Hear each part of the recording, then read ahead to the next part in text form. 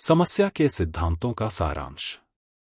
पाठक की सुविधा के लिए मैं नीचे उन सिद्धांतों का सार प्रस्तुत कर रहा हूं जो भाषाई राज्यों की रचना के मूल में होने चाहिए। उनका पिछले पृष्ठों में उल्लेख हो चुका है, लेकिन वे बिखरे हुए हैं। यहां मैं उन्हीं सिद्धांतों को दोहराता हूं।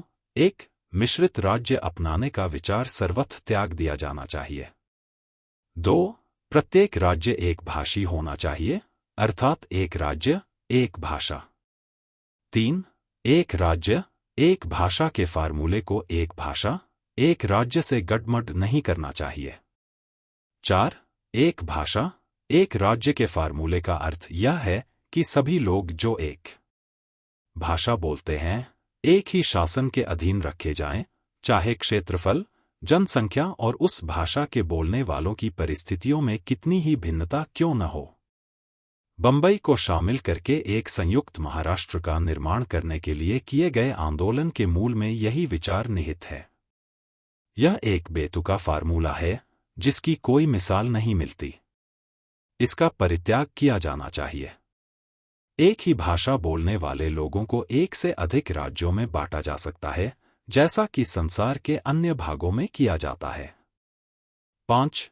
एक ही भाषा बोलने वाले लोगों को कितने राज्यों में बांटा जाए, यह इन बातों पर निर्भर होगा। 1. कारगर प्रशासन की अपेक्षाएं। 2. विभिन्न क्षेत्रों की आवश्यकताएं। 3. विभिन्न क्षेत्रों के लोगों की भावनाएं। और 4. बहुमत तथा अल्पमत के लोगों का अनुपात।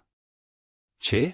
ज्यों-ज्यों राज्य का क्षेत्रफल बढ़ता है, अल्पसंख्यकों का बहुसंख्यकों के साथ अनुपात घटता जाता है और अल्पसंख्यकों की स्थिति नाजुक हो जाती है तथा बहुसंख्यकों के लिए अल्पसंख्यकों पर अत्याचार करने के अवसर कई गुना बढ़ जाते हैं।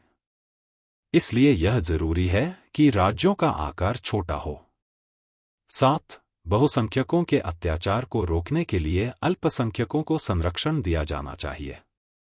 ऐसा करने के लिए संविधान में संशोधन किया जाना चाहिए और बहुसदस्यीय निर्वाचन क्षेत्र 2 या 3 पर आधारित पद्धति के लिए, जिसमें संचित मतदान की व्यवस्था हो, प्रावधान किए जाने चाहिए।